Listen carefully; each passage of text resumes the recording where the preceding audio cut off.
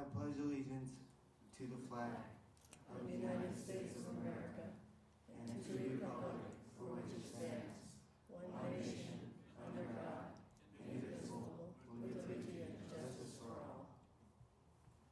Order.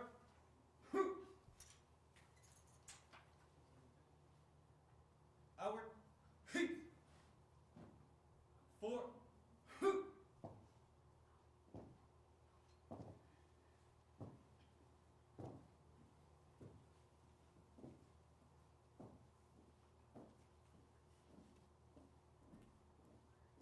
Honor guard. Post. Colors. Freeze at. Order. Outward. 4.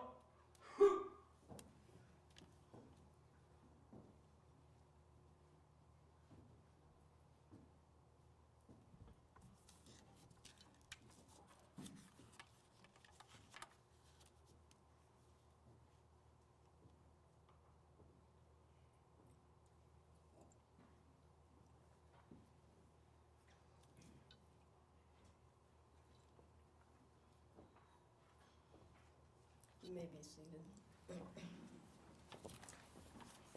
Honor guard.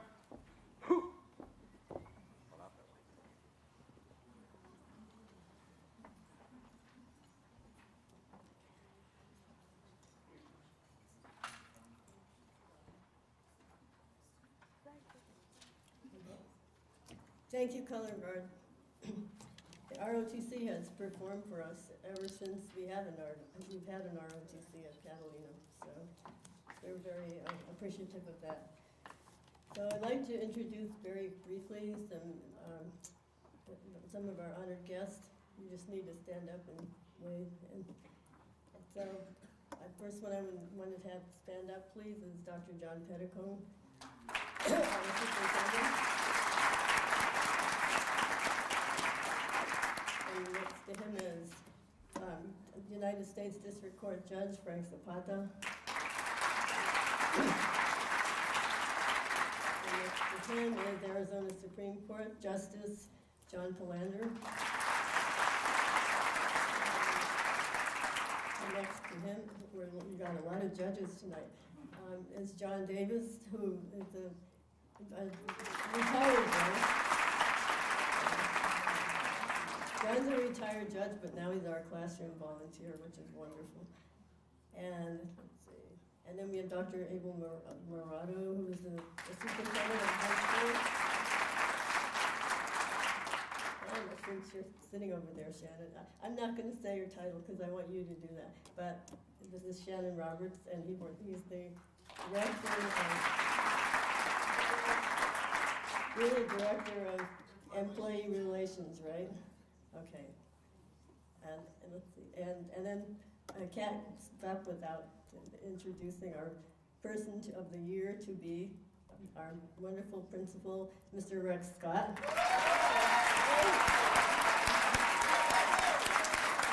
And Rex has brought his family with him, except his son is at a rehearsal, but his wife Terry and his daughter Caitlin are here with him.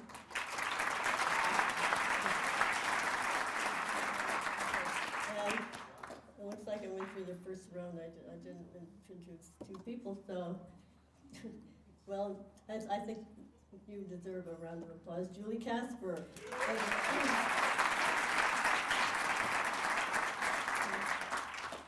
Julie is a national board, give me the certified teacher, and that's a very big deal.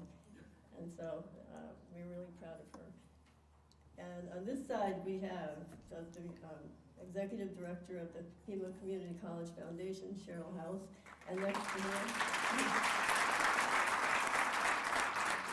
and Pima College Foundation has given us scholarships from day one in 1987, and they gave them scholarships not only for kids but for parents, as we had classes in the evening for parents, and they've done it every year without missing a year. And next to her is Margie Torres.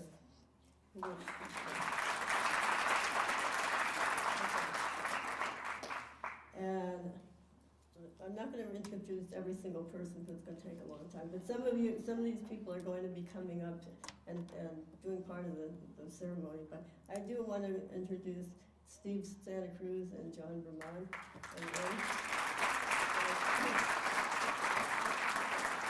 Those are two of our longest standing business partners. Steve has been with us before we opened the doors, so he's been with us more than 26 years.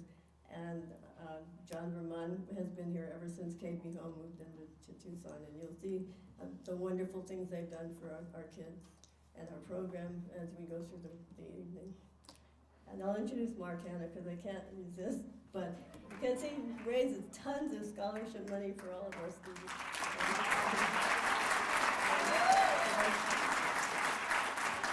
And we have some other business. Well, I should introduce Willie and Isadora too, because I know you have to leave early. But these two have been mentoring students and being business partners.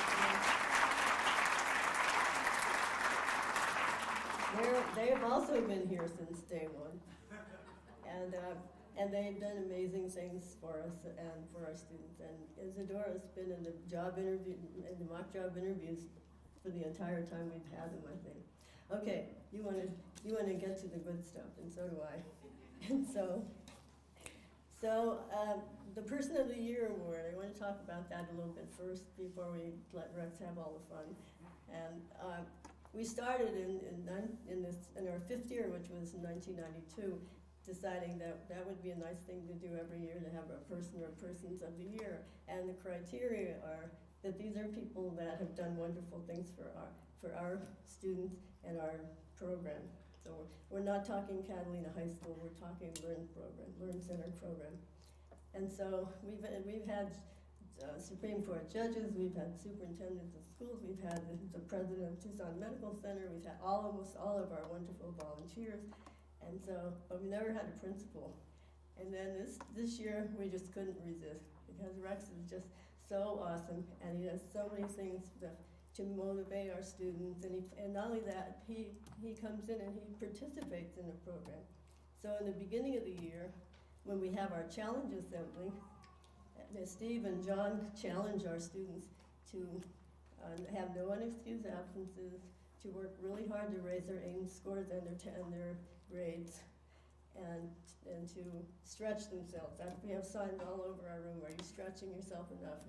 To reach for the stars. And so Rex came and spoke to them this year. He comes every year as a participant, but this year he shared his high school story with them. And it really, really motivated them, really inspired them. You'll have proof of that in a few minutes. And then later in the year when we have mock job interviews, he becomes an interviewer. And we have about 48 interviewers from 20 different Tucson area companies, including big ones like Raytheon and IBM and TMC, down to smaller ones. But Rex is there. And then at the end of the year, he always helps us to honor our students and celebrate Literacy Evening. And so now we're really happy because we're going to celebrate him. So can you come up to the podium, please?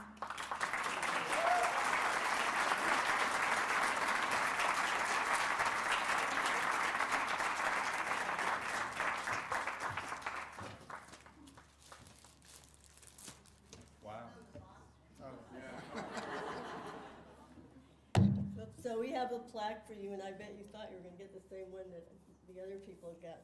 But I asked them to give me a bigger one, and I didn't know it was going to be this big. I'm glad that you're strong and you're big. Cool. Thank you. Because for me,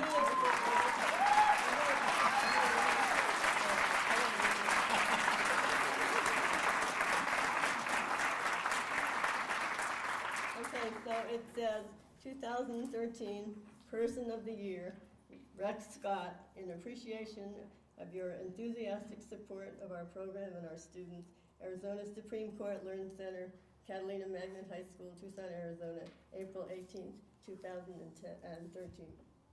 Thank you.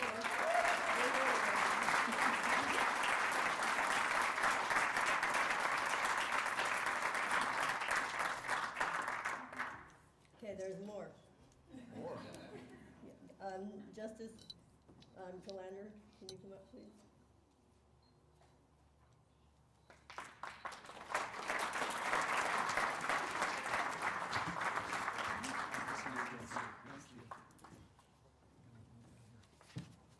Should I put this out of the way?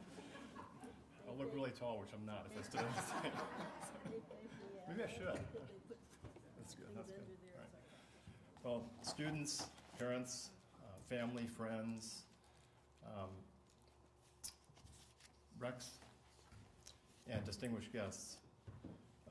The Arizona Supreme Court brings warm greetings to you this evening. The court, believe it or not, has sponsored and supported the Learn Center at Catalina Magnet High School for over a quarter century. Think about that. And year after year, we marvel at the accomplishments and the success and the students who have come through this program. So to the students who are here tonight, I congratulate you, I commend you, and I encourage you to keep up the good work. It's a great honor and privilege to be here tonight. The word celebrate, this is Celebrate Literacy Evening, right? The word celebrate can mean to rejoice, to commemorate, to honor, to observe, to mark. Well, I think all of those words are apropos for what we're doing here this evening, because there's great reason to celebrate the accomplishments of the students, but more broadly, the legacy that the Literacy Learn Center program has had for 26 years now. I come from a family that really emphasized and valued education. My dad was the president of the school board for many years. My mom taught school, public high school, for 20 years. I had to really, dot my I's and cross my T's. If I didn't, I was in big trouble. So I come from a family that was steeped in public education for sure. And I know from that experience and from a lot of things that I've pursued in my life, how important education is. So to the students here, I encourage you to continue. It opens up so many doors that otherwise would not be opened. You're going to have opportunities if you continue to pursue education, including literacy, beyond your wildest dreams. All things are possible with that. On the other hand, in contrast, studies have shown a direct correlation between low literacy skills and crime. Now think about that.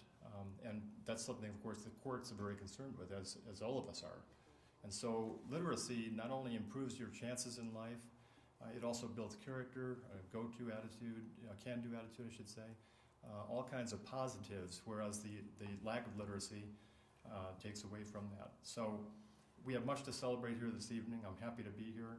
And Rex, all of the things that I've said about the program apply to you as well. The program, if you look at it in the blue print, it says that this gentleman here has been an extraordinary principal. And that indeed you have been. But knowing what I know about you, I would say beyond a shadow of a doubt that he's much more than that. Marge referred to the fact that he is a hands-on principal. He doesn't just talk a good game, he walks the walk, not just talks the talk. He's involved hands in. So he's not just enabled the Learn Center, but he's actively participated in it, as you said, Marge, and he's come in and encouraged, inspired, and modeled and taught the students, countless students, I might add, over the years. So Rex, on behalf of the Arizona Supreme Court, we thank you. We're grateful for your work and your attitude and your kind heart. And as a small token of our appreciation, we have a certificate of appreciation from the Arizona Supreme Court, which simply says, Rex Scott, in recognition of your support of the Learn program and contributions to Arizona's judicial system, signed by Rebecca Birch, our Chief Justice from the Arizona Supreme Court. Thank you.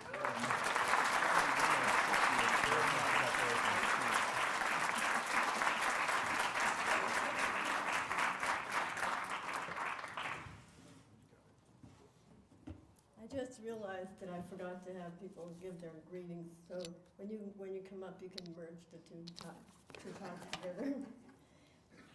Now I need Gabe Gracia, and I'm not seeing her. Oh, yeah. Marina Cervantes have a job to do up here.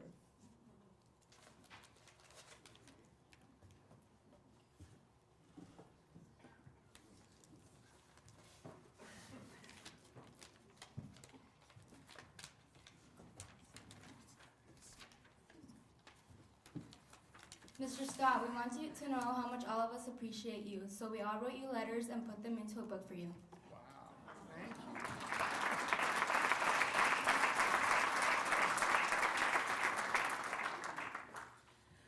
We hope you enjoyed reading these as we have enjoyed writing these.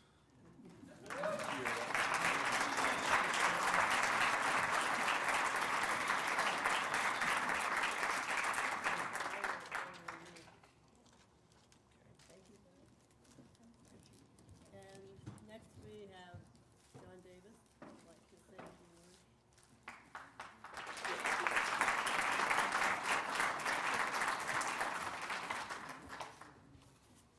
Okay, I need the box too, it's okay.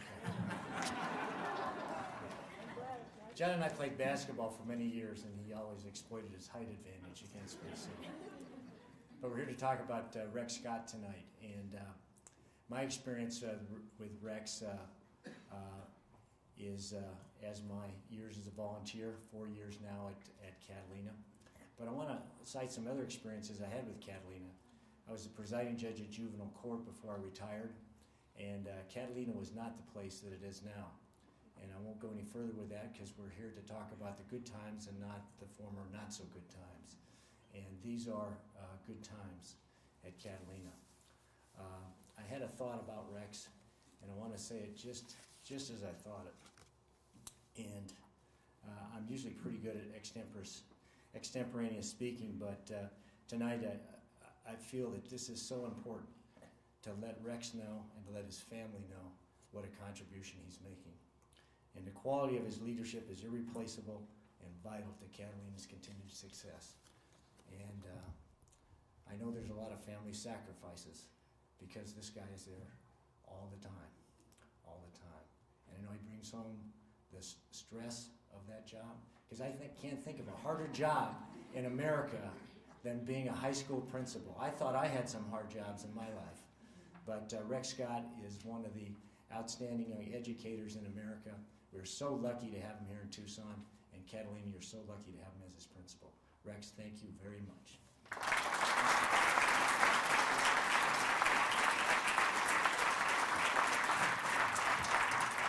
Thanks, John. There's more.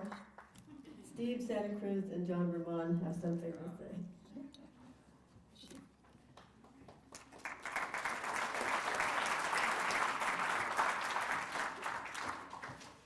Hello, Rex. Hello, Steve. Hello, John. Hello.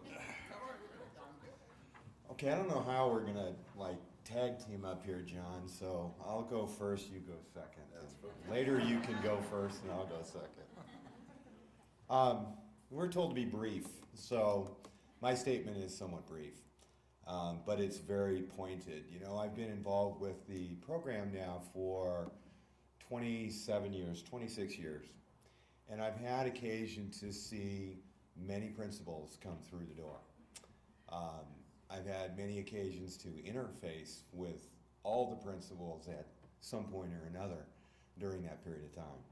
And there has not been a better leader or motivator than Rex Scott. Rex, another year well done. See you next year.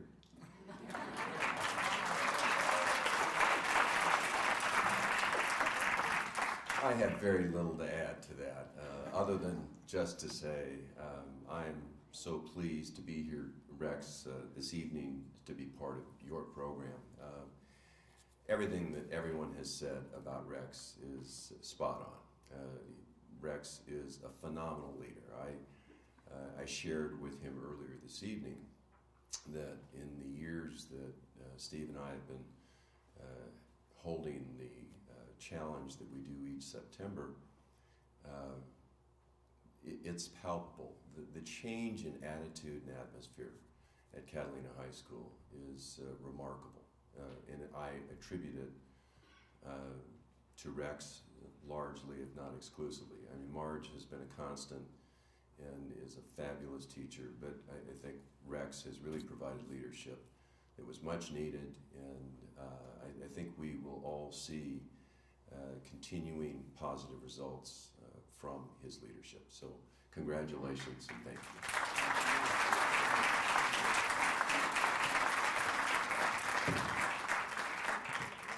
One more. Okay. Dr. Petticoat.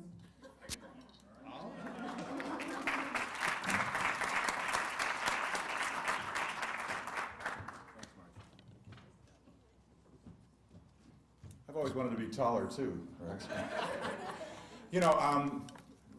Marge is right. I was going to say a few words of welcome in the beginning, and then I really wanted to have an opportunity to support the comments made about Rex because they're absolutely true. So let me welcome everybody. This is an event that I look forward to every year. I've been coming to it since I come to the district. And what I appreciate is that I look out into the audience, and I do this a lot this time of the year where I see students who have achieved and accomplished great things. I always know when I see students that each individual student has a journey, has a history that's being created day by day. And the journey of every student is special and unique. But when I look about the room, when I come here every year, I look at the journey of the students that are here in this room, and I think most of you know that it's extremely special and very unique. And quite frankly, it's the heroic things that these students do that go oftentimes unnoticed by most people, but never unnoticed by the people that love them and by them individually. And as a result of that journey, they become the human beings that we're so proud of. And this program helps to do that. Now, I know a little bit about this program. I've known about it for some time. In fact, I'll talk about Rex in a second, but I've known Marge for over 25 years. As a matter of fact, I was Marge's teacher. That's how old I am. And I remember I had Marge in the master's program, and she began to talk about this remarkable program that she called HOTS back in those days. It was the Pell program, and I remember there was a code name for it that I remember that I thought that that's what it was. But it was because you charged up kids through this really kind of rare thing called a computer, because in those days, you may remember, it was relatively new. It was not something that like we expect today. And so she was visionary in the possibilities that would be associated with helping kids to self-pace and do things on their own. And that program has resulted in this, which is just a remarkable kind of legacy and tribute to what Marge's dedication is. She is small, but she is mighty. Okay, and you all know. So when Marge talks about recognizing somebody, and she was so excited to recognize Rex, because all of the things that she embodies and the most important thing that she's done in her life, and that's to teach children, she sees in the leadership that Rex has provided. So to offer this award to Rex Scott, as it's very special to me to be able to say a few words, is extremely special to Marge as well. Well, let me tell you a bit about Rex, because I know a little bit about him as well. In fact, I've known Rex for, 20 years maybe? 22 years. And I can tell you that he was never shorter, but he was very different in the years when I knew him. In fact, everything from his politics to his vision to the way in which he thinks about things, I've seen this remarkable metamorphosis. He married another person who I've got great respect and love for, and that's his wife, Terry, who I knew before she married Rex. And so, in fact, part of my history with Rex and Terry is that I sang at their wedding, which makes me ever interstitially bound in the two of them.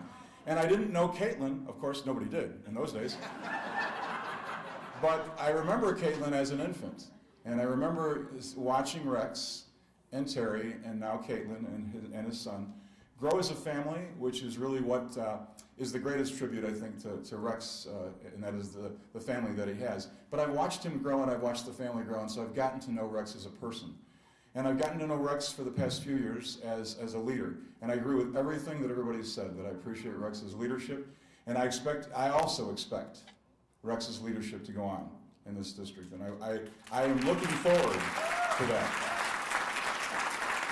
So when we look at Rex tonight, and we have a chance to say thanks for all the work that he's done, it's a tribute to Rex, certainly, and I want to add my comments to everybody else's. And you know that I love you and care about you. But also, it really is a tribute to this school and every student in this room. I appreciated the judge's comments about going on to continue education. I would also submit to you that you go on to become the leader. You go on to become the leader that's inside of you. Each of you has that potential, and you have had great models, and it's my pleasure to add to everybody's comments about one that you've seen since you've been here, and that's your principal, Rex Scott. So, Rex, congratulations.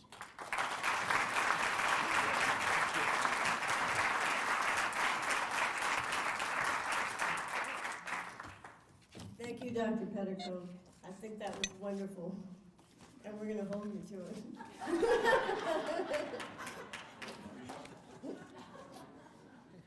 Small and mighty, right?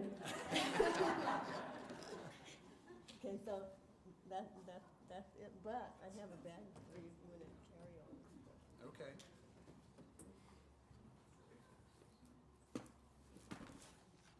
Thank you.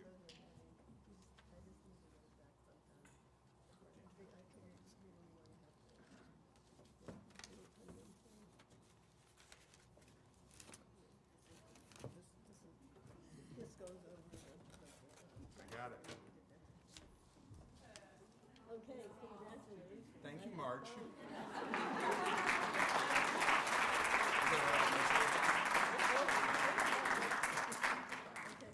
She forgot By my all remarks too. means. Oh, don't move the box. Oh, you're gonna stand there? I so wanted to do this. That's good. Hey, thank you all very, very much. It is truly a tremendous honor to be here to be the Learn Center Person of the Year. Marge and I were talking about how long the Learn Center has been in operation, and she calculated that it has probably served roughly 6,000 students over the years that it's been here. That's extraordinary. To put that in perspective, that's like having 2 Tucson Highs move through that classroom over the course of the over a quarter century that it's been there. And the one constant during that time has been Marge Gould. I wanted to talk a little bit tonight about why this award means so much to me and why I think I was able to earn it. And I do think it was something that had to be earned.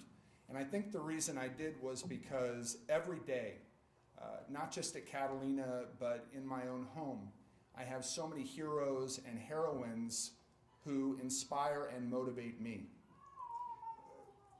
First of all, think of all the volunteers and benefactors who help the Learn Center.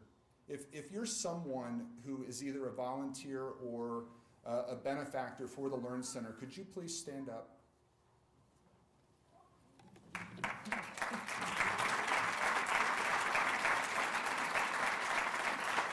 Now, a lot of these folks, the world of work is done for them. They could be out on the golf course, or the tennis court, or traveling, or like with John and Steve, they're still at the peak of their careers, and yet they take the time. They take the time to work with the kids in the classroom, make sure that they have the resources that they need to be the successes that they are. That motivates me. That inspires me. The volunteers and benefactors for the Learn program are heroes and heroines to me.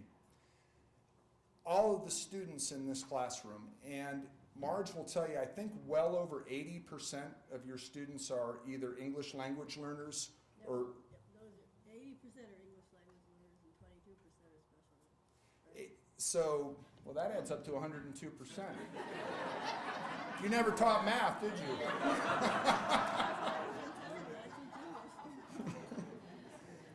So roughly 80% of the kids are English language learners and over 20% are students in exceptional education. And they get their English credit by being in this class. And they may not be able to do so were it not for the efforts of Marge and her volunteers. But let's talk about these kids for a moment. We have, when you're talking about the English language learners, we have close to 40 different languages, dialects, nations represented on our campus. Some of the young people in this room, the last place they were before they were students at Catalina, they lived in circumstances that all of us as Americans could not possibly conceive of. And yet they've come to this country for a new start, and their work ethic, their attitude, everything that they bring to our school enriches not only their own lives and futures, but us as a community. So all of you students here tonight are my heroes, my heroines, and help motivate me every day to do the work that I do. Absolutely. Now, I don't want to disappoint all the other principals in TUSD, but I'm the one who gets to work with the best staff in the district. And there are the most extraordinarily caring and dedicated group of people that I have ever had the pleasure to work with.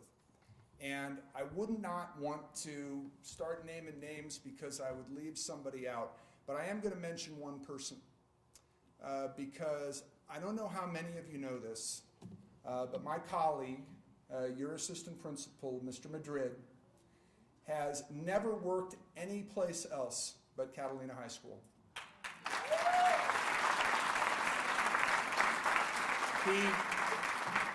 He came to Catalina right out of college. Some would say he still looks like he's in college. He has been a teacher, a coach, a freshman coordinator, an assistant principal. He is not only the institutional memory of our school, so I go to him with ideas and he'll say, oh no, we tried that, you don't want to go there. But he is also the heart of our school, and you are my hero, Pablo Madrid.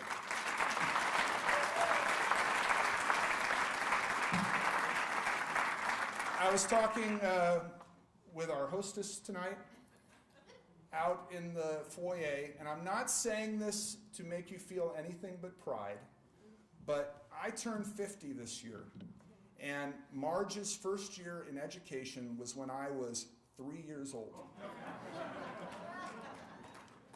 So she took a few years off to raise her own children, but pretty much since 1966, she's been in the trenches, fighting on behalf of kids and schools and their interests. And if we think about the fact that 6,000 kids have gone through the Learn Center, think about how many kids have been touched since 1966 and how many futures are better because of Marge Gould. Marge, you are my heroine.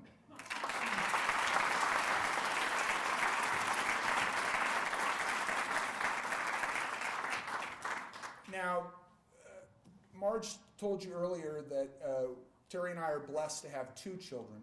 Our son could not be here tonight because he is in a play at his school and his teacher is pretty dictatorial when it comes to missing rehearsals.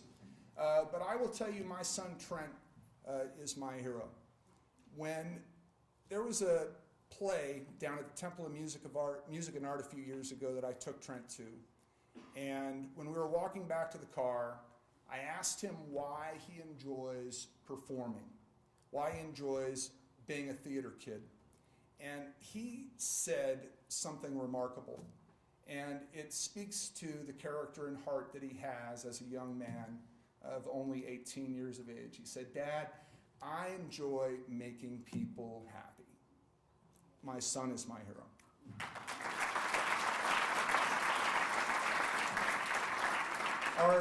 Our daughter is here with us tonight, and Caitlin is planning, she graduates this year in, do the math here, thank you.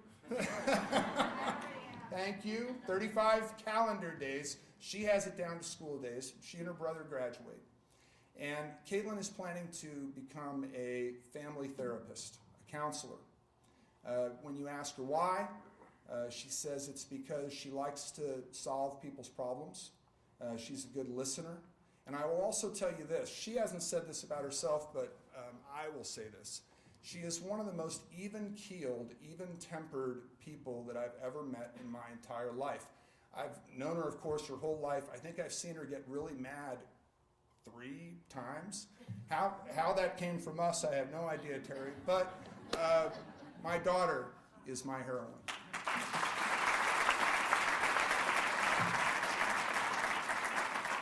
And I saved the best for last, and this is going to be the one that's going to be a little bit harder to get through. because as John told you, for over 20 years, Terry and I have been together. We celebrate our 19th wedding anniversary next month, May 28th. See, I'm good, I remember the date. And Terry is a kindergarten teacher. She has worked at 2 schools in her school district. She's been at her current school since it opened. She was on the building committee for that school. She's been at that school since it opened. Shortly after I was appointed to be the principal at Catalina, Terry was diagnosed with stage 2 breast cancer. And while going through chemotherapy, all the surgeries associated with it, she showed nothing but indomitable courage. And what constantly amazed me was how she worried less about herself and her health than she worried about me and our children and the kids in her kindergarten class. She brings out all of my best qualities. In fact, John, if you've seen me evolve over the last 22 years, there's the main reason. And so, my dear wife, you are my heroine. So, with all of these positive examples at our school, in our home, how could I fail to be the person that you said I was tonight, and that I will try to be each and every day that I am honored to be your principal. Thank you very much for this recognition.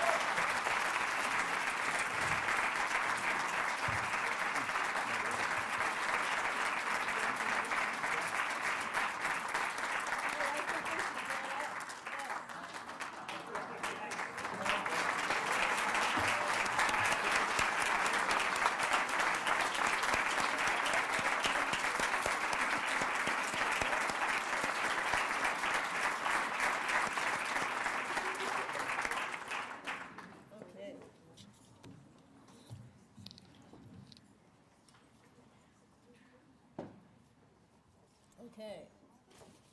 Now you can sit and feel really good for the whole rest of the time. I want to introduce somebody who just got in from Florida and who's one of our heroes and was also one of our benefactors and long-term supporter and mentor, and that's Mike Halley. Can you stand up?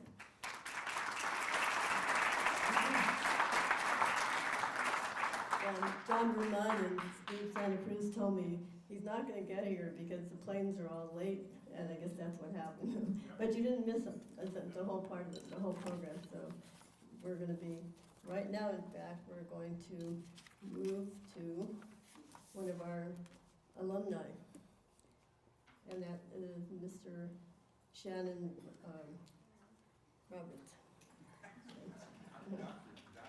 Yeah, but I won't take it back. I know. But that's okay. You want my step? No, I think I'm good here. Oh, it's always a pleasure and honor to be back here each and every year. I always get a smile on my face when I walk in this room, and we talk about Mrs. Gould, this little bitty lady with this mean whip. And I always get this big glow on my face because every time I see her, I think, guess what? No referrals today. Guess what? I'm not going to the principal's office.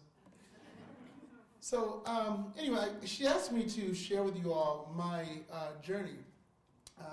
So I'll tell you, back in 1989, think about that's 24 years ago, I walked through the same blue doors that you all walk through every day, a place that we know as what? Catalina High School.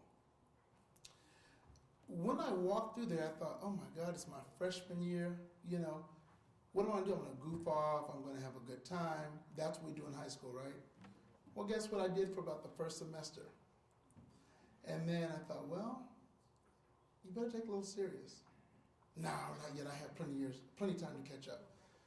So before I knew it, I was in my sophomore year. And I thought, oh my goodness, here comes a counselor. I don't know if some of you folks that work at Catalina may know Miss Soike, Sally Soike. She was my counselor. And I remember her chasing me down the hallway and said, you know what, I need to see you. You're not going to graduate on time. And I thought, well, whatever, I'll worry about that later. So of course, what do? They call mom, they call dad. And I even believe they called grandma at that time, so I thought, oh my God, I better be here because grandma's coming. So my grandmother came, my mom, my dad, and we went to this classroom. It's a classroom that's uniquely built, kind of like an office, and it even operates like an office. How many of you guys know what I'm talking about? Exactly, the Learn Lab. Back then, as Dr. Petticone said, it's called the PALS Lab. So I went to this class and I thought, you know, I can do this. It's quiet. I said, yeah, Miss Gould's in for a ride. She has no idea who Shannon Roberts is at this point. I'm like, we're going to have a good time. Well, I remember the first day I went to that class, I think I went through probably midway through the period, so I was really, really late. And Miss Gould says to me, well, what are you doing? I said, I'm coming to class. She goes, oh, no, sir. Go to the office. Try it again. And I thought, is this lady telling me I can't go to class? She says, no, I'm not telling you you can't go to class. There's call-in procedures. When you're not going to be here, you need to call and let me know you're not going to be here. But if you call in, you need to have an excuse. And if you come to my class late, we have this thing called sweep. You go to the sweep class. So that's a little bit about, you know, my knuckleheadisms, as I call them. So then as I was in the class my sophomore year, I was told that, you know what, maybe we need to do some additional testing. And one thing I learned is I had people that were surrounding me that were really pulling me away that I didn't need to go. And it really impacted me when people said, you know what, if you keep going, you will never leave high school. And so I thought, okay, it's time to really look at what's going on around me. And I remember Miss Gould telling me, you know what, we're going to get through this. And so I remember hearing her little itty bitty voice.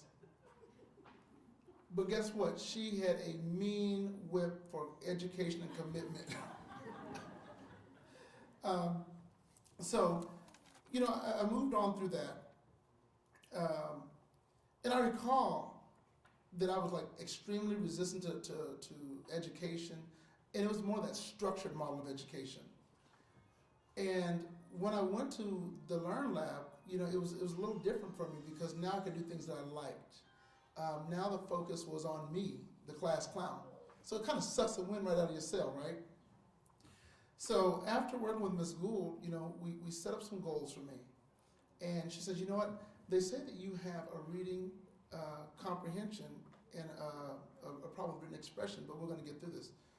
And I thought, what the heck is that? That's the first indicator that I had some deficiencies, right? I didn't know what the heck she was talking about. And she says, well, we're going to work on improving your reading and writing. So I thought, oh, I got that. So we went on through it, and I did make it through high school. And shortly after high school, I had no idea what I was going to do. I thought, well, what'd I do? Well, guess what I'll do? I don't want to go to school. I hate school. So I went in the military. What do you get in the military? More school. You got to learn how to shoot a grenade. You got to learn how to use your weapon. So I thought, okay, after my second year, and I said, you know what, I am sick of jumping out of perfectly good helicopters and airplanes. I'm tired of sleeping on cots. I got a good bed at home, so why am I sleeping in these tents? So I went back to school. And in 2000, May of 2000, I graduated with my bachelor's degree in communication. Shortly after that, I thought, okay, I still have a few more years in the military, so what do? I go back to school. Shortly after I started my master's program, I relocated to Tucson, had a job here, had a job there, ultimately landing at Tucson Medical Center. I loved working in Tucson Medical Center. I thought, okay, this is a job that really challenges me. I'm afraid of blood. Why in the heck am I working in the ER? I have no idea, but I'll get through it. So I worked my way up through the ranks and ended up as an HR generalist in human resources. And it was really ironic. I got a call, and they said, we need a representative from HR to go and work with Catalina High School. And Barb Leonard, where'd she go? Barb, I think she's out front. Barb and I used to work together at Tucson Medical Center as well. And I thought, what does TMC have to do with Catalina High School? Not realizing there's this whole healthcare magnet, that kind of stuff. So when I went, I ran to Ms. Gould, and she says, oh, what are you doing? And you kind of pause like, I don't know how to answer this question. Should I say I'm busy, or should I say something else? Anyhow, I actually got to join her for the mock interviews. I thought, oh my God, I like this, I can do this. Well, after I graduated my master's in business administration, I thought, well, guess what? I'm at Tucson Medical Center, what do I do next? So I remember coming here a few years ago, and I told Judge Davis, you know, I think I want to go to law school. But once again, I don't like school. So I thought, what am I going to do when I get in law school? So I thought, oh my God, this LSAT is too much for me. I can't do this, I can't do this. So I thought, well, I'm not going to do it. I'll wait a year and try it again. Well, then I think it was Mrs. Gould and one of our principals in district, Larry Haynes, who said, you know, Shannon, there's an opening Tuesday. You ought to really apply for it. I thought, you know what, I'm on Cruise Street right now. I'm doing just fine. I'm not going anywhere. And I thought, you know what, it might be worth the challenge. So I applied. I came to the district as an EO compliance officer. I did that for a couple years, and then later, you know, I'm not familiar if you're familiar with how our governing board acts. We have these forms that says they're going to discuss you in executive session. I thought, what do I do now? Am I in trouble? Well, the result of that night was I was appointed as director of employee relations, and so I thought, okay, now I'm in this limbo here. Do I go back to school? I don't want to go to law school. That's a lot of reading.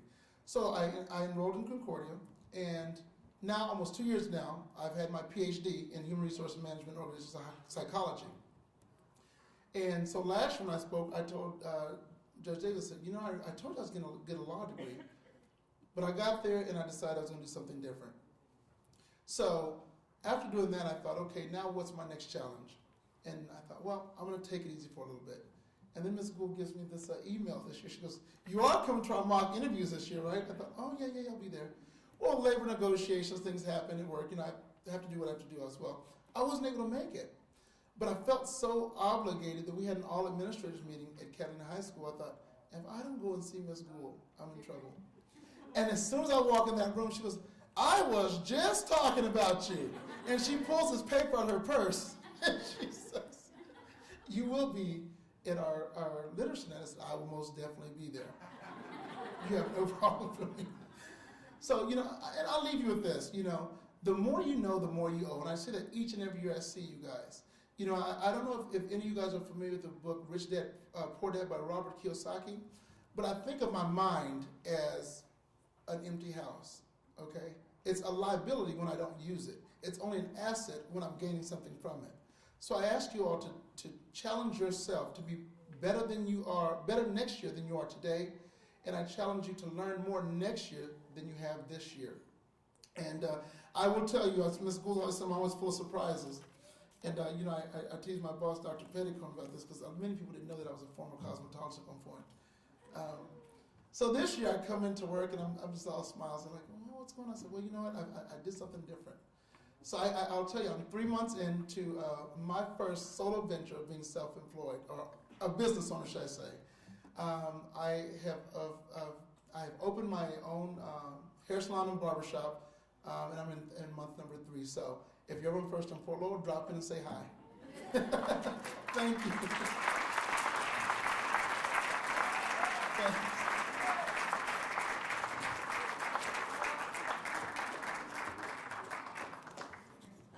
I'm going to see if I need to change the order of the next session.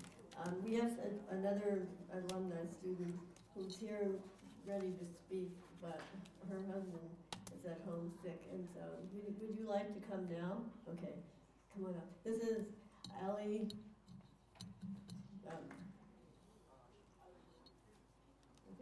It's Allie Bueller, and I know her as Alejandra, but she goes by Allie Bueller, and she graduated how many years ago?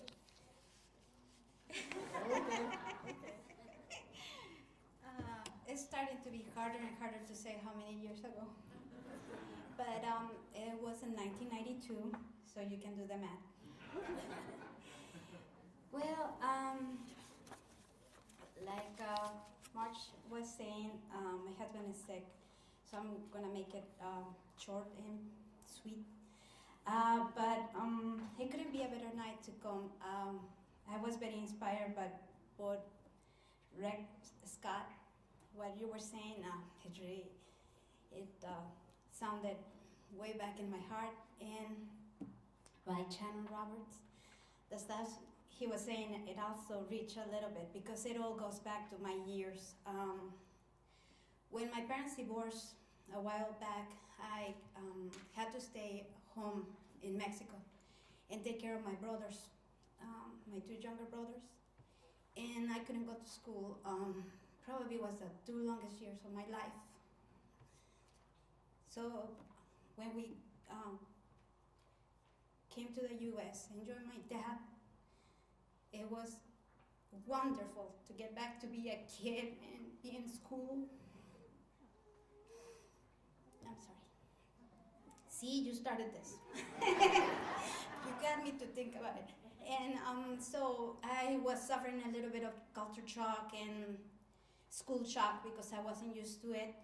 And when I went to March's class, I was reading at a 4th grade reading level. It was really hard because my language was in English and it all came at me. But the one thing I did was just work really hard. So with her help and many others, a lot of angels in my way, I graduated on the top 5% of my class.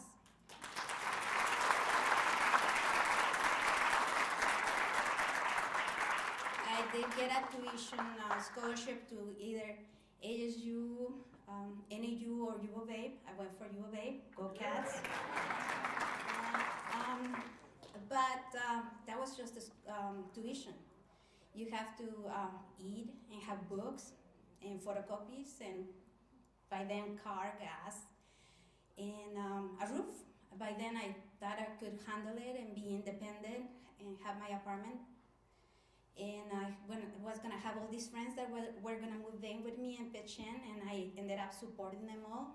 So that didn't work out. So I needed to work about 80 hours in order to support myself. My expenses, even though I was eating like dollar burgers throughout college, and still today, but don't say that to my husband.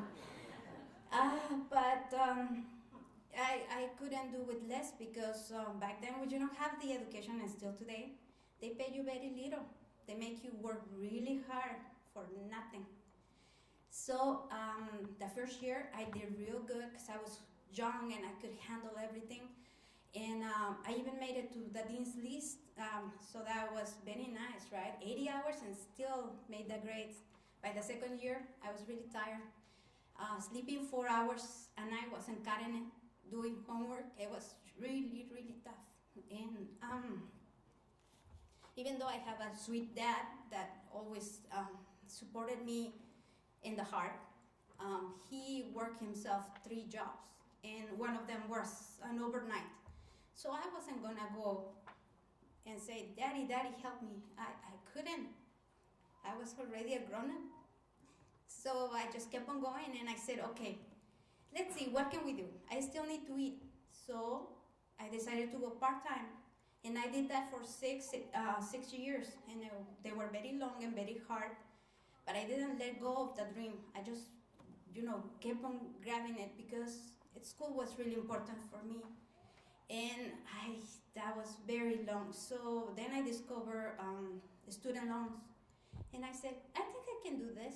I can invest on myself. If you can go and invest on a car and invest on a house, why not invest on yourself? So I did that.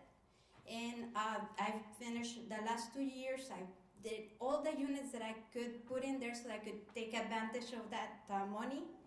And I graduated, so it only took me 10 years. It's possible, you can graduate even with life, real life going on, and people telling you that, why you go to school, just work, you're losing your time. No. Everybody has their dream. So you gotta go for whatever your heart says that you have to go. You can listen to everybody else, but it matters what you hold dear to yourself. And the only thing that I had to remember is back in Mexico when I was hungry. And then I would go back to my dream. This is what's important to me. And so I graduated. I did field school. I wanted to do archaeology, but through those years doing research, I fell in love, met my soulmate, which he's not here today. And for the last 10 years, we've been managing our business together. So it ended up pretty good. We're our own bosses, and I still apply what I learned in school. You know, because they said, oh, you're never gonna use math. Yes, you do. You have to use it to make sure that people don't take advantage of you. You have to know your monies so that you can stretch it and do whatever is. So everything comes useful. So don't listen to those people that say you're never gonna use that, because you will. And the only thing I can tell you is that what matters in life is not money or looks or whatever. It's your drive. What you put into it is what you're gonna get out. You know, you're gonna have struggles and troubles and what I call them now to make them more sweeter, challenges. You're always gonna have that. But it's what you make of it, because it takes the same effort to fall on the floor and not get up and dwell on it and say, oh my, I suffer.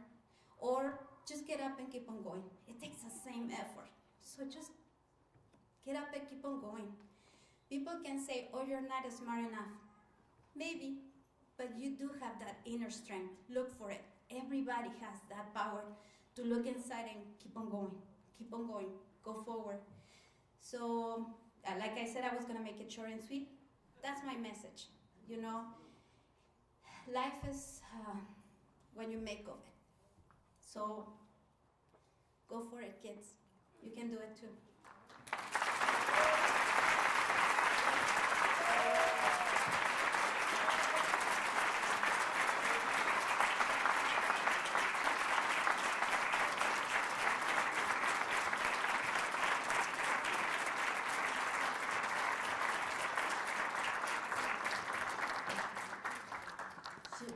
She is Ms. Lichtenstein's daughter-in-law, Lichtenstein. Yeah. And she is so sweet. I can remember her when she first got here. She was terrified. She couldn't use the computer. She didn't know English, and she just soaked up every bit of knowledge and skills that she could. And she got a bachelor's degree in anthropology, right? And I still have your invitation to your graduation.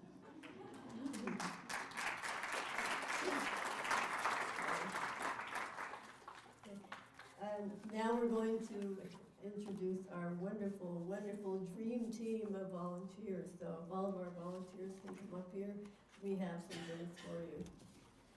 And students, you're going to be coming up very quickly. In fact, I think right after this.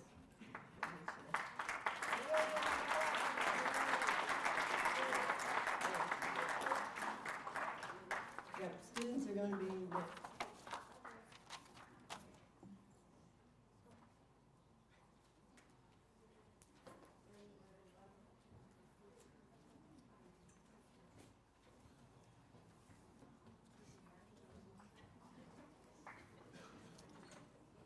Our kids made books for every one of them, and there are 9 of them. And so, oh yeah, nobody is not. Yeah. These are alphabetical, we call them by alphabet. And as I introduce them, listen to the caliber of these people that we have. First one is John Cronin.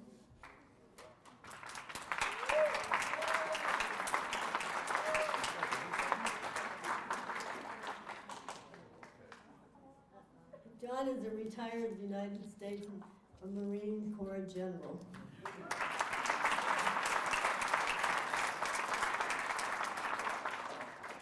He's standing by. It's time for us. And tonight, or this morning, before we were finished with class, the student that gave the Pledge of Allegiance said, the general is going to be there tonight, right? And it's John Davis.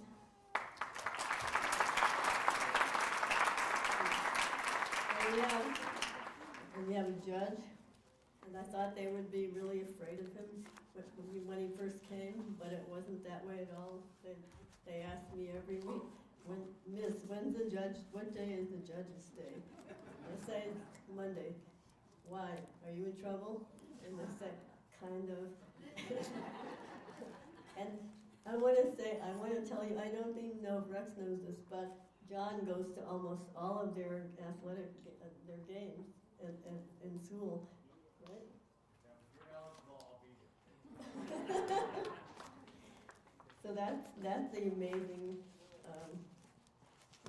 the commitment that we have from people that could be out playing golf or just traveling around the world or doing other things. But they do those too. And this one goes to Wallace.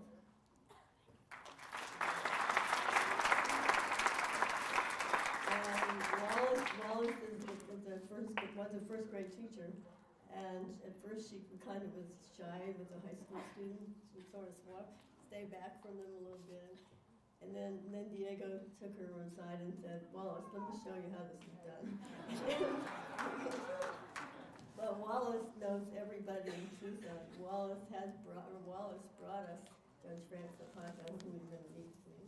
And Wallace brought us Diego, you'll meet. And Wallace brought us another gentleman who's going to start. His name is Jack Stevens. He's going to be filling in for whenever somebody's absent. It's starting pretty soon, so Wallace is invaluable. This is Bruce Rosetta.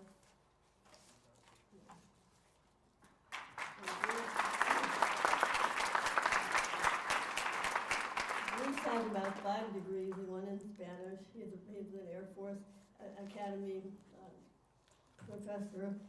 He also, he and Gail Rosetta live all over the world, so they know a lot of the places our students are from, and they share a lot of their experiences. Like he climbed Mount Kilimanjaro, and then brought a slideshow of it, and so we are able to enrich our students' experience with all this. We have a new one. Let me get this. I'm getting there. I'm going to get the experience first. Barbara. Man, I know she's not a general or anything.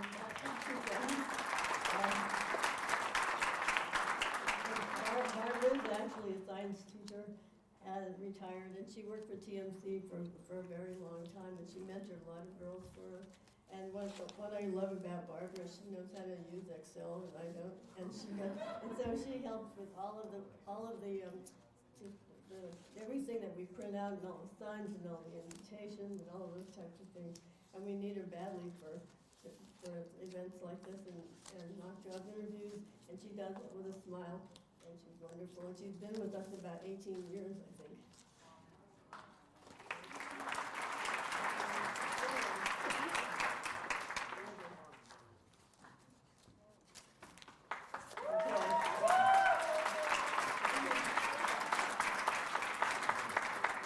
Diego taught at Catalina High School. I think was that your first assignment? In 1961, I was the practice teacher at Catalina High School. And he taught at U of A, he taught at Pima. He was president of Pima for, not now, what would be, early 60s. Back then. Yeah. But for 5 years, he was president of Pima.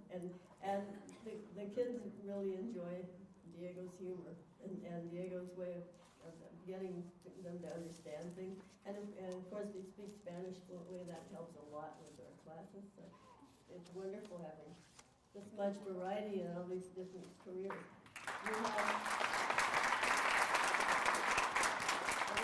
have 3 new people who just started, and they're already like they're like the rookies, not rookies, but they're like the people with the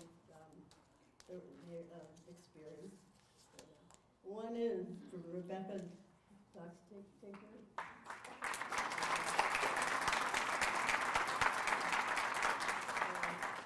And we have, Rebecca was brought to us by the general. And so this is what's great. We get great people, they bring other great people. And we have 2 other Where are they? Sharon, where's she? Oh. Oh,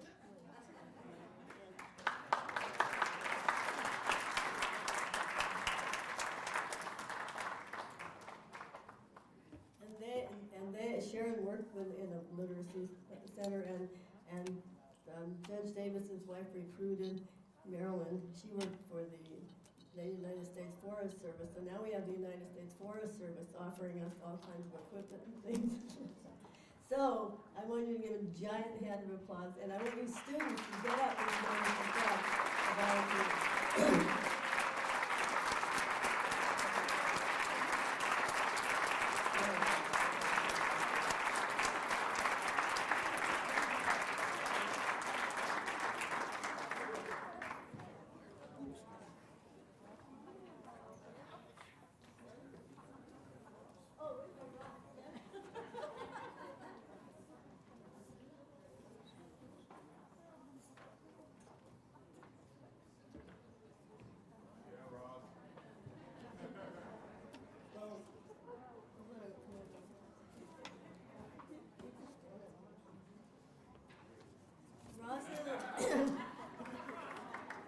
Ross is not a volunteer. Well, he volunteers on the side, but Ross is really a mentor, and he's an awesome mentor. He's taken I don't know how many boys under his wing and done wonderful things with them.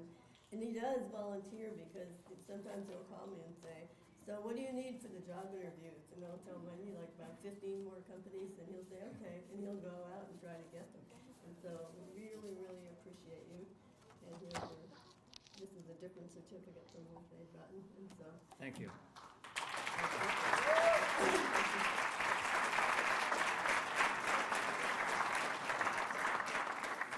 Okay, students, guess what? It's your turn. Yay! Okay. What do you need to have to give Mr. Madrid? The white paper with your name on it, okay? So if we could have Mr. Pablo Madrid, who is Mr. Scott's and my hero. At the microphone. And if I could have Ms. Casper and Mr. Hanna up here, please. Okay, students, listen. You're going to go down this aisle, or if you're in the back, you're just going to go over there and come down that aisle, right straight up to Mr. Madrid. And bring your paper with your name on it, and once you get in that line, do not move, because if you do, everybody's going to get the wrong certificate. Okay. Okay, all my students, let's line up over there quickly. Come on. We practiced this.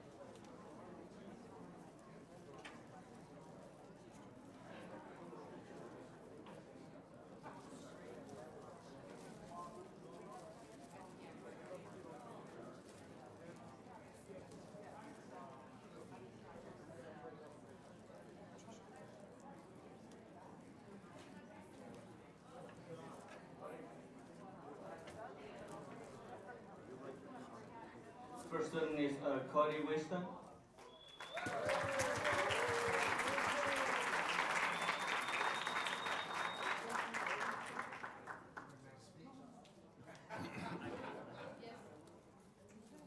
Kyle Chamberlain.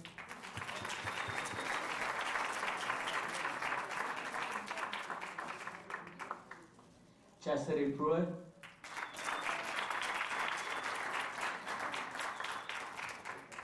Silviana Velasquez.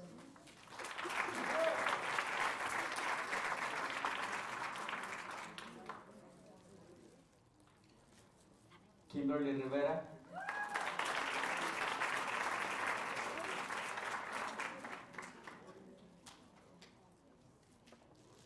Annabella Mendoza.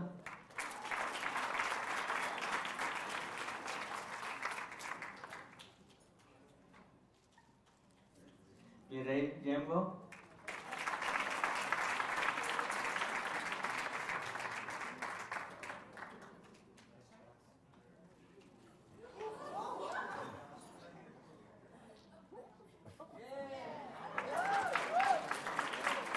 Joanna Keita.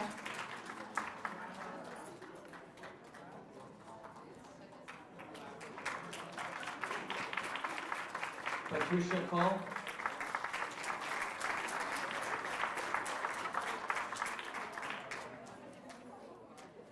Jose de la Cruz.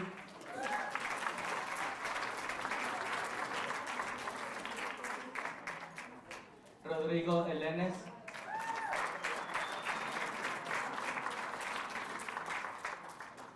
Marina Cervantes.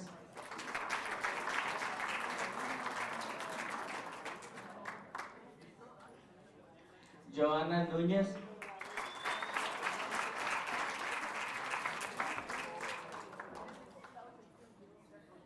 Katia Ledesma.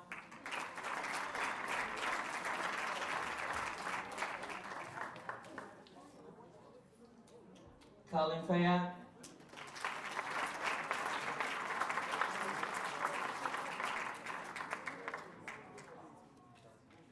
Michael Wyatt.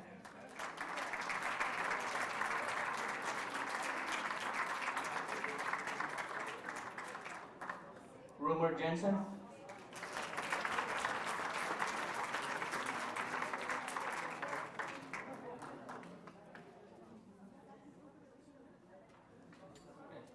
Hassan Mohammed.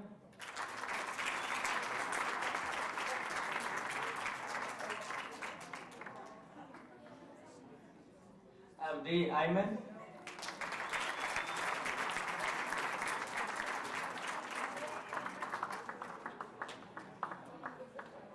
Zuberi Idi.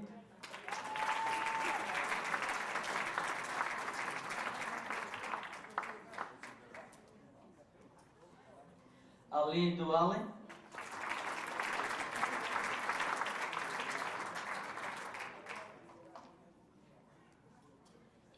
Bambi Jibu.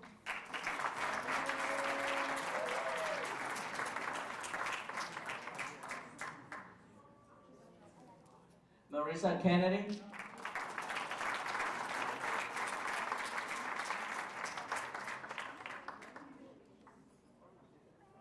Cesar Acosta.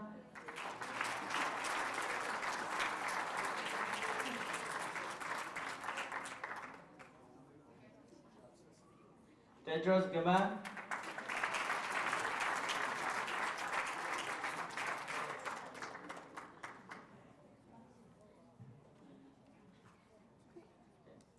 Tui Girberry.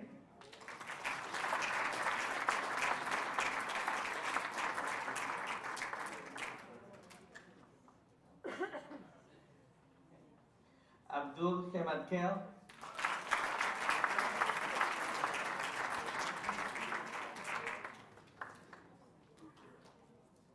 Ibrahim Mohammed.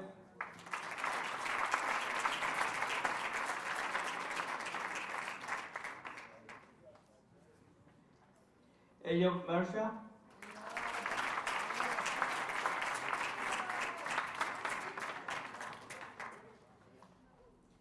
Gabriel Gracia.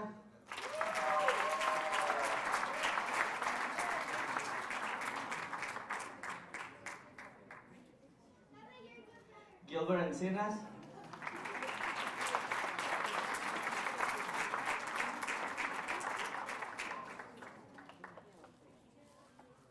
Shamam Hashim.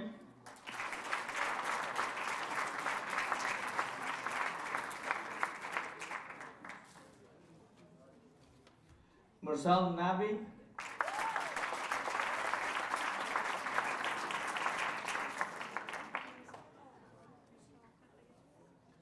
Brianna Lalimo.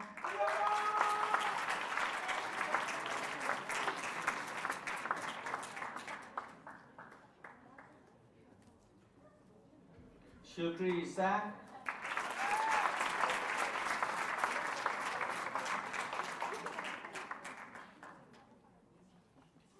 Bawana Shetri.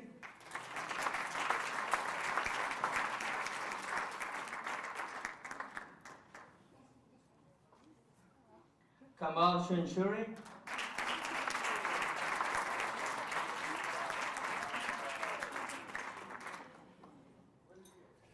Kagendra Suberi.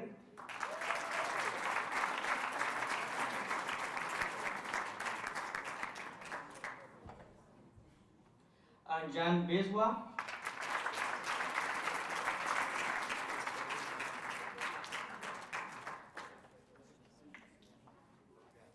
Suraj Suberi.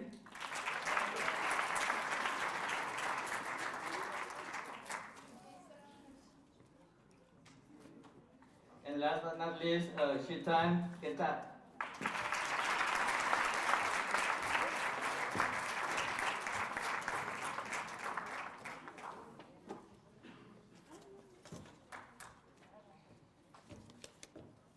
Okay, thank you, Mr. Madrid, and thank you, Judge Zapata, and congratulations to all of these students. Okay, that was the little stuff. And we were giving them flash drives. If they achieved the challenge, then their certificate had a little green dot on it that meant give them a flash drive. And so we have 56 kids that were getting flash drives. And now we're moving to bigger things. So it's going to get better and better, and I'm going to turn it over to our wonderful career and college readiness counselor, Mark Hanna, who makes miracles happen. And now we're going to talk scholarships, and then we're going to have the challenge. And I think before we do anything more, I want to ask the students a question. Do you see all these things that are on the table? Do you know what these things are? There's some more over here. So, how many of you think that one of these laptops might have your name on it? Oh, wow. All right. Oh, I saw some teachers put their hands up. What about Mr. Scott? Oh, all right. Okay, students, how many laptops did I tell you we were going to have? 5. Oh, well, I'm sorry, but we don't have 5 laptops. And you know why we don't have 5 laptops? Because we have 8 laptops.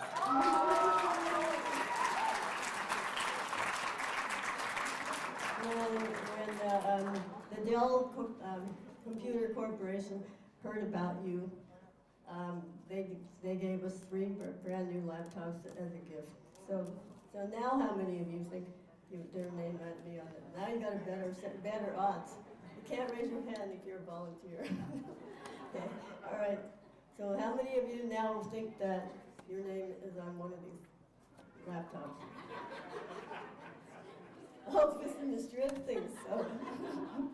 Well, we're going to find out. Maybe some of our names are on there. Maybe your names aren't on there. We'll find out. Anyway, Mr. Hannon's going to take over right now, and we're going to give some scholarships away.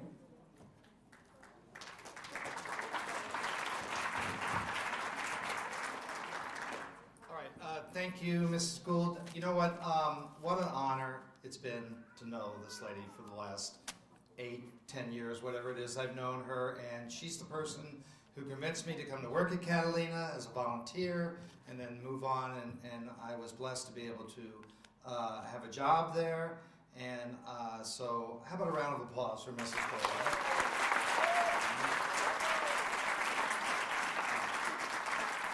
Okay, and did anybody happen to know notice the average size of the volunteers in her classroom? They're all short like us, so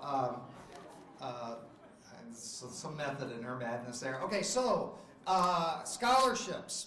All right, so these folks that I'm about to introduce to you are going to college, all right? And at Catalina, over 80% of our students, of our seniors, go to college every year.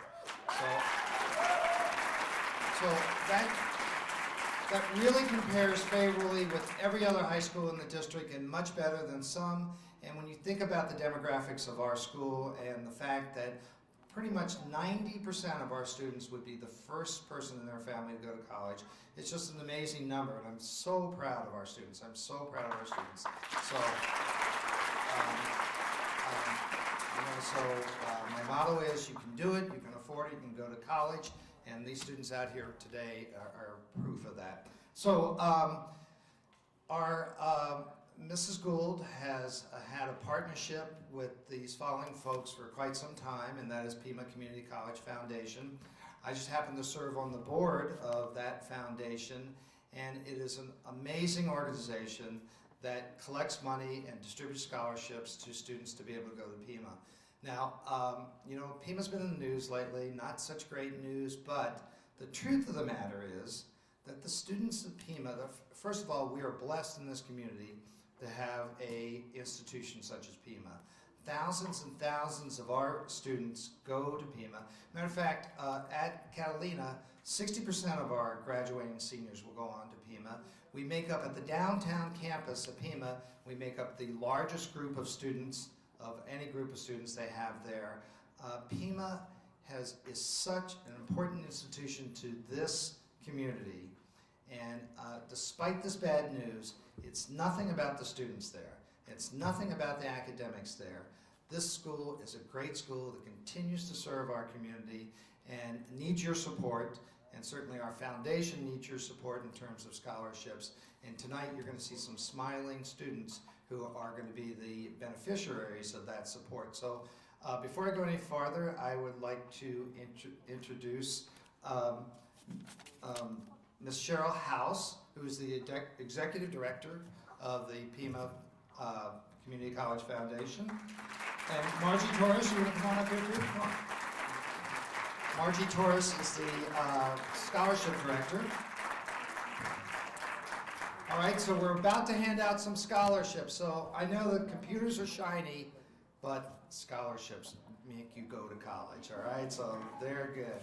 All right, so our first awards are going to be the scholarships that are donated from the foundation to the Learn Center each year. This year we're awarding 5 scholarships of $400 each, all right? So the first recipient of a $400 scholarship to Pima Community College is Katia Ledesma. Come on up.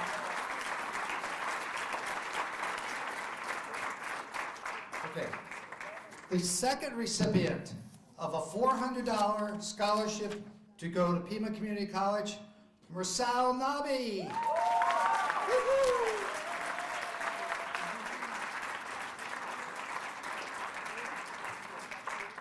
The next recipient, $400 towards your college career at Pima Community College, Patricia Cole.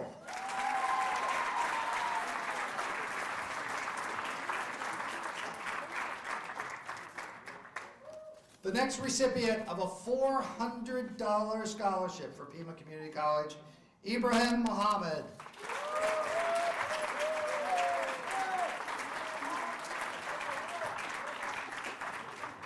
And the last recipient of the $400 scholarship for Pima Community College, Jose de la Cruz.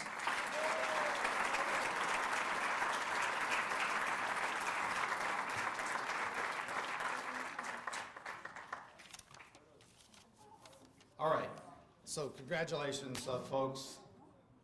I expect to see you all in classes at Pima next year. Yeah. Smile. look happy. They're going to college.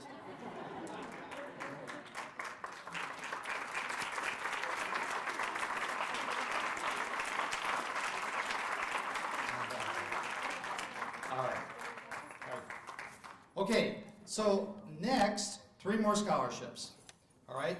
This next set of scholarships is named in honor of a very important, a very important person in many of our lives, especially in Mrs. Gould's life, but certainly in my life, and certainly in the Learn Center.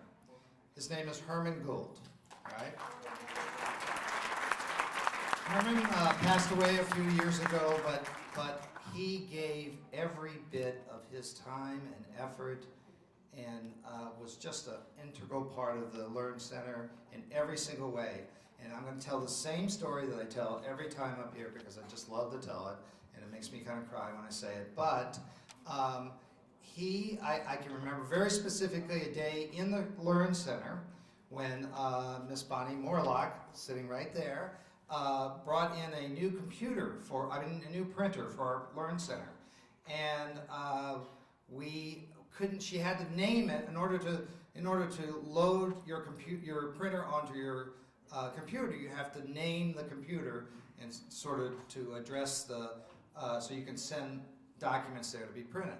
So we were looking, she looked around and said, what are we going to name this thing? We're going to name it the Learn Center, or what can we name this thing? And I just remember so specifically Herman looking at Marge and saying, let's name it Sweetheart. And to this day, that computer is named Sweetheart. All right, so in Herman's honor, all right, we have 3 scholarships worth $500 each at Pima Community College. And the first recipient of of the Herman Gould Memorial Scholarship is Gabriel Gracia.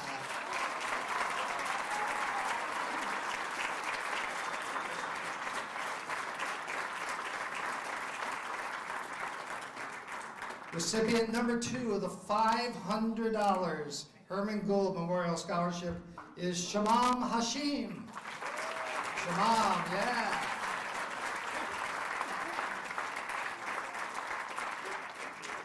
And last but not least, another $500 scholarship for Pima Community College, Kimberly Rivera. Kimberly asked me today, how are we going to find out whether or not we got this scholarship? I said, you better show up tonight. All right. Congratulations on all these. Thank you to Pima Community College Foundation. Help us out. By the way, next Thursday, the 25th, at the, what's the name of the hotel? Sheraton Tucson Hotel and Suites. The Sheraton Tucson Hotel and Suites. All right. Right next to TMC, we are having our scholarship fiesta. We are raising funds for other fine students like this, so we welcome you all to attend and bring your checkbook, please. All right. All right.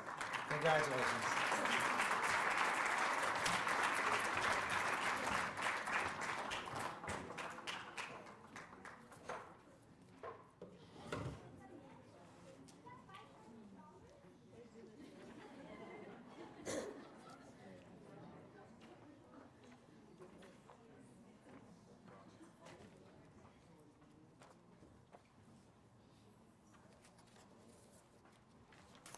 Okay, I told you there were going to be some surprises, and you're going to have a little more suspense before the challenge, because we have punctuality awards that Judge Davis likes to hand out, and we have one for a girl and one for a boy in every class period. And you want to say anything? After hearing Dr. Roberts tonight, we're going to name these the Shannon Roberts Award because he got off on the wrong foot being tardy his first day, but he corrected that deficiency. Okay, so the first period, let me pronounce it. Okay, the first period award for the girl goes to Mariana Klippick.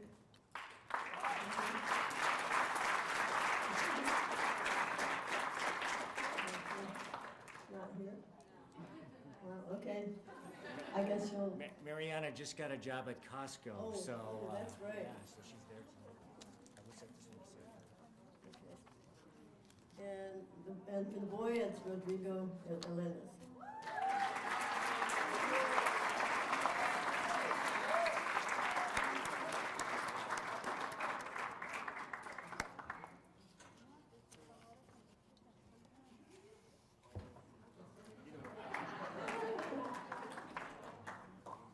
For second period, for the girl, it's Goana Chetri.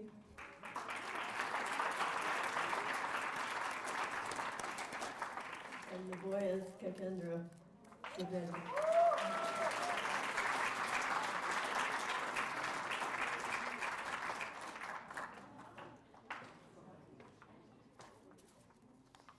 These are the kids that are come into class on time every day.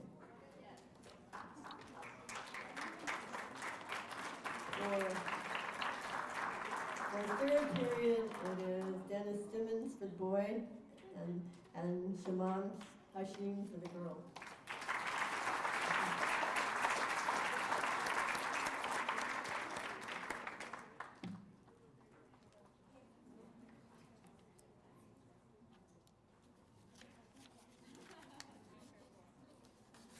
Fourth period is Annabella Mendoza, girl.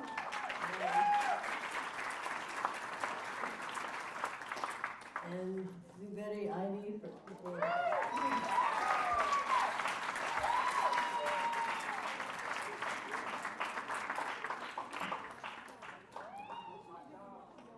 And for fifth period,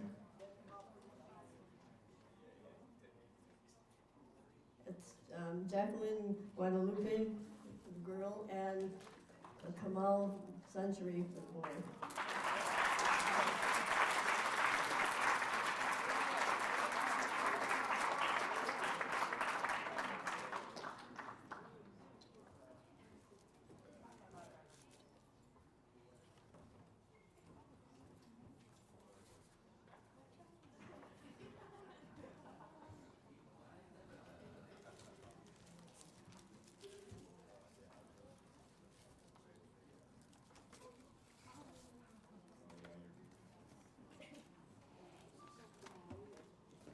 Okay, it's time for the challenge. Tell me again, how many of you think your name is on one of these laptops?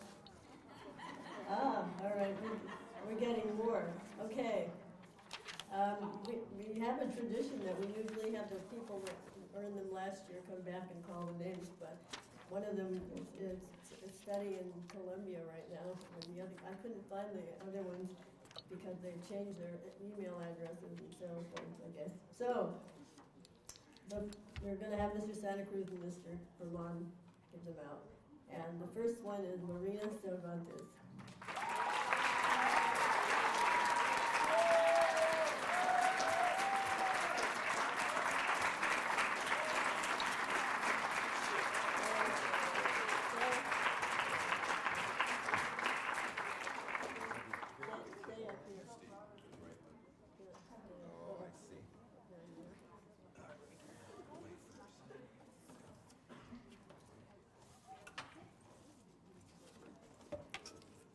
The next one is Gabe Gracia.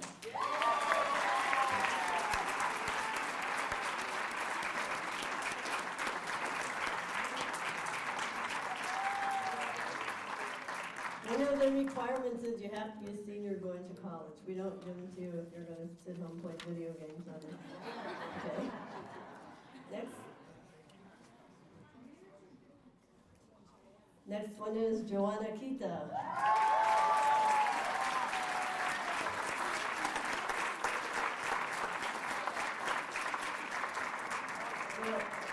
Joanna is on her way to the University of Arizona.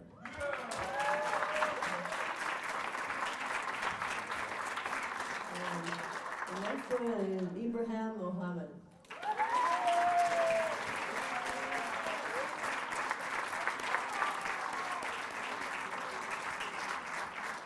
And the next one is Zamzam Percy.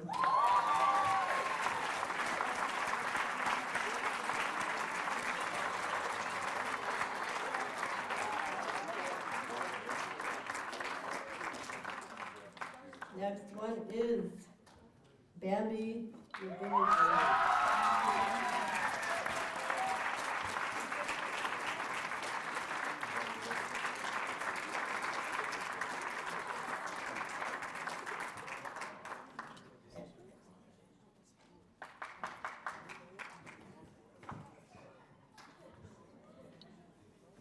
we're gonna give the other 2 to the teachers. No? Not a good idea? Bad idea? Okay. All right. Well, then let's give the next one to Joanna Nunez.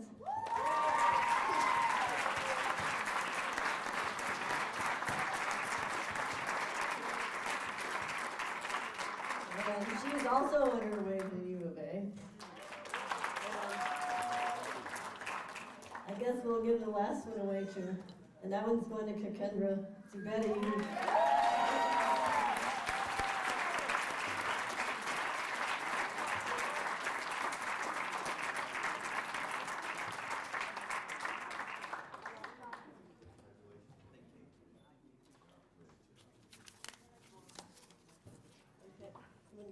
we're gonna get a picture? Or do you want to stand down there where you can see that? Everybody look this way, smile.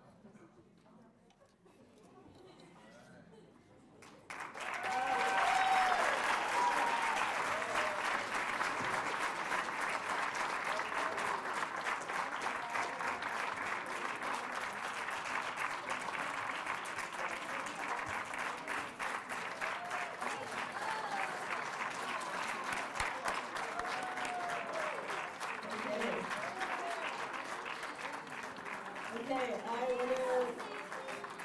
that concludes our program. But don't get up yet. I want to just give credit to the people who made it happen. Especially Mike Halley and Halley Healthcare Informatics, which practically underwrote this whole thing. And Steve Santa Cruz and John Vermont, who also are extremely they gave us a lot of things that would help this program to happen tonight. And the Million is into our right of National Right Realty. And the Doubletree Hotel has been wonderful to us. We have been here for 23 years, I think.